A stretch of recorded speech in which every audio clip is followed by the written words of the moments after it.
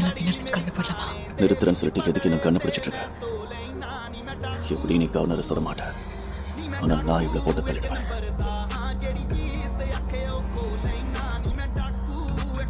நான் பாக்குறியா? காண்டியா, அந்த பொண்ணை விட்டுரு. காண்டியா, சொல்றேன்ல, விட்டுடு.